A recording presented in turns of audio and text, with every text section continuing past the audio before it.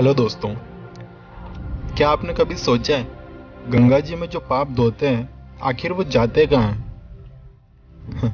चलिए आज बात करते हैं इसी टॉपिक पर।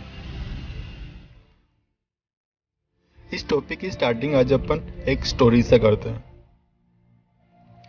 एक बार एक ऋषि ने सोचा कि लाखों करोड़ों लोग यहाँ पर पाप धोने आते हैं, तो क्या इसका मतलब ये है कि सारे पाप गंगा जी में समा गए और गंगा भी पापी हो गई।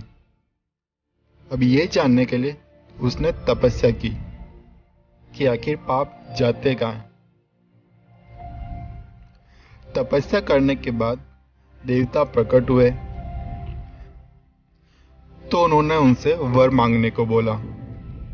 तो ऋषि मुनि ने कहा कि उनको कोई वर नहीं चाहिए, बल्कि एक सवाल का जवाब चाहिए। देवता बोले कि पूछो। ऋषि ने पूछा कि भगवान, जो पाप गंगा में धोया जाता है आखिर वो कहाँ जाता है? भगवान ने कहा कि इसका जवाब तो मेरे पास नहीं है, तो चलो गंगा जी से ही पूछते हैं कि आखिर पाप जाते कहाँ हैं। फिर दोनों गंगा जी के पास गए और गंगा जी से पूछा, हे गंगे, जो लोग तुम्हारे पास पाप धोने आते हैं, कि वो सारे पाप आपके अंदर समा गए और आप भी पापी हो गई? तो गंगा जी प्रकट हुए और उनको बोला कि आखिर मैं क्यों पापी हुई? मैं तो सारे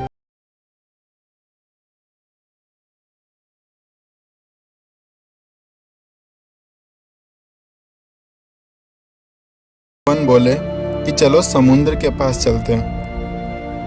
समुद्र के पास जाकर पूछा, हे सागर, गंगा जो पाप आपको अर्पित करती है, तो इसका मतलब ये है कि आप भी पापी हुए? तो समुद्र देव पैदा हुए और कहा, आखिर मैं क्यों पापी हुआ? मैं तो सारे पापों को लेकर बाप बनाकर बादल बना देता हूँ। अब ऋषि मुनि और भगवान वापस सोच में पड़ गए। अब वो मिलकर बादल के पास गए और उनसे पूछा, हे बादलों, समुद्र जो पापों को बाप बनाकर बादल बना देते हैं, तो इसका मतलब ये हुआ कि आप भी पापी हुए? तो बादल देव प्रकट हुए और उनको कहा, मैं क्यों पापी हुआ? मैं तो सारे पापों को वापस पानी बरसाकर धरती पर भेज देता हूँ, जिससे अन्न उपजता है, जिसको मानव खाता है। जो अन्न जिस मानसिक स्थिति में उगाया जाता है, जिस मानसिक स्थिति में प्राप्त किया जाता है, जिस मानसिक अवस्था में खाया जाता है, उसी अनुसार मानव की मानसिकता बनती है। शायद इसीलिए कहते हैं, जैसा खाए अन्न वैसा बनता मन। तो मोरल ऑफ द स्टोरी ये है कि जो पाप आप गंगा में धो के आते हो, एक्चुअल में अन्न के रूप में वो पाप आपके ही पास जाते हैं। अब आपके ऊपर डिपेंड करता है कि उस अन्न को आप किस मानसिक अवस्था में खाना चाहते हो, या किस मानसिक स्थिति में उसको लेना चाहते हो या उगाना चाहते हो। जिस मानसिक अवस्था में आप खाओगे, वैसी ही मानसिक प्रवृत्ति आपकी बनेगी। यानी कि वो पाप आपके ही जरिए निकलेंगे। इसीलिए भोजन हमेशा शांत अवस्था में करना चाहिए। जिन पैसों से हम अन्न खरीदते हैं, कम से कम वो पैसा ईमानदारी और मेहनत का होना चाहिए।